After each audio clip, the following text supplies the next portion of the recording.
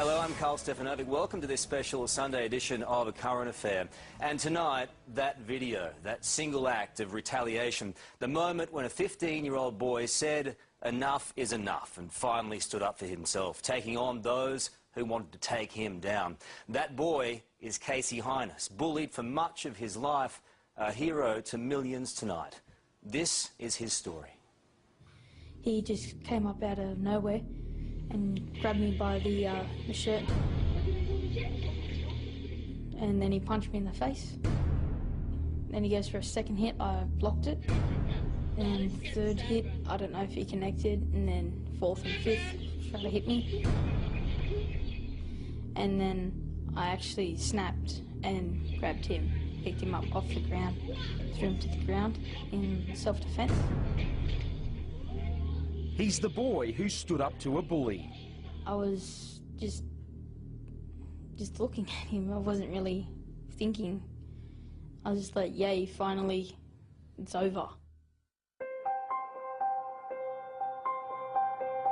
After a lifetime of torment and abuse, finally Casey Heynes fought back. The moment captured in a 40-second video clip that was posted online.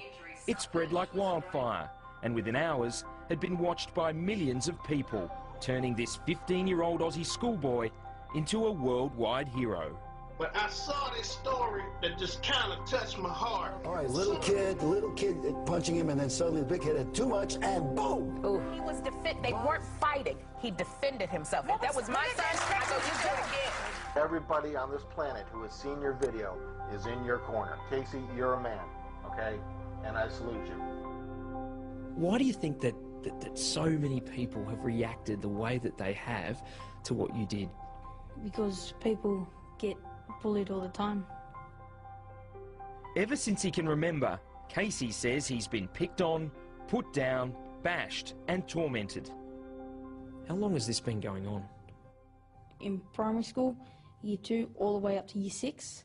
And once I hit high school, one person started it. I had about 8 friends. My 8 friends ditched me that first year, and then the teasing started from there.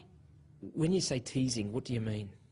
Like calling me like fatty and all of that, and slapping me across the back of their head, like tripping me, throwing water bombs at me. How often would this stuff go on?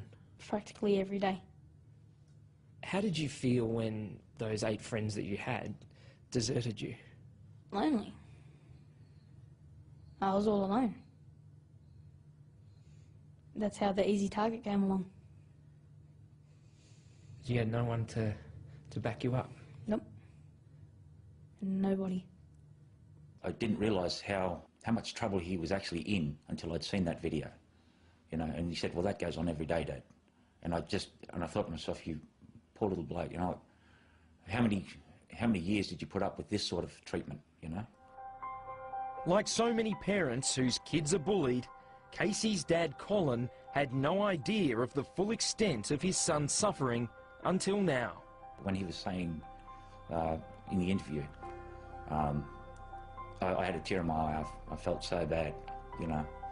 Fancy having all your friends and then they just walk off and just leave you there, really. What makes an okay day? When nobody touches me and teases me. Do they happen often?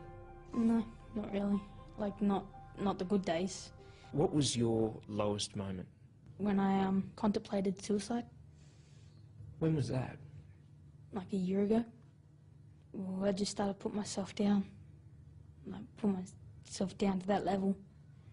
And then all the crap just kept on piling on. It's tough, eh? Went through your mind the first time you watched that video? I was actually horrified at the ending. The beginning, it upset me because he was by himself, you know. I couldn't be there to help him. How do you feel about what Casey did that day? I don't condone the violence, you know, and you know, it was a horrific sort of thing to see, like 2 boys in a schoolyard and it ending like that. You know, it's nothing to be proud of, but I'm glad that he stood up for himself.